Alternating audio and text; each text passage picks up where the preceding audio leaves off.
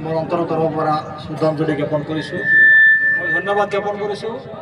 এইখন খেলপথাৰত নিৰবিচ্ছিন্নভাৱে যোৱা 5 বছৰ ধৰি যে আমাৰ কবাতিয়া টুৰ্ণামেণ্টে খেল চলাই আছে, এতিয়ালৈ কোনো অসুবিধা নোহোৱাকৈ শান্তিপ্ৰিয়ভাৱে আমাৰ খেলবিলাক হৈ গৈছে।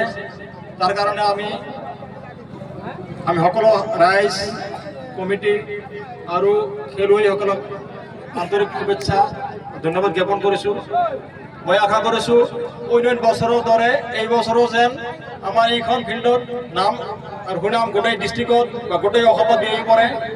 আৰু তাৰ কাৰণে সহযোগিতা লাগিব সকলো ৰাইজৰ, সমূহ ৰাইজৰ দৰ্শকবৃন্দ, লগতে যিসকল টিমৰ পৰা প্লেয়াৰ আহিব যোগদান কৰিছে বা যোগদান কৰিব, তেওঁলোকৰো সহযোগিতা ইয়াত মই বিচাৰিছোঁ। সকলোৱে নিজৰ নিজৰ জ্ঞান বুদ্ধিৰে সকলোৱে সদ্ভাৱনাপূৰ্ণভাৱে আৰু নিজৰ সুব্যৱহাৰ ইয়াত পৰিচয় দি যাব। মই ভাবোঁ আপোনালোকৰ ব্যৱহাৰে এইখন ঠাইৰ মান সন্মান আৰু বৃদ্ধি কৰিব। আৰু সকলোৰে ওচৰত আকৌ এবাৰ মই নিবেদন কৰিছোঁ আৰু সহযোগিতা কামনা কৰি মই এই বক্তব্য সামৰণি মাৰিছোঁ। ধন্যবাদ।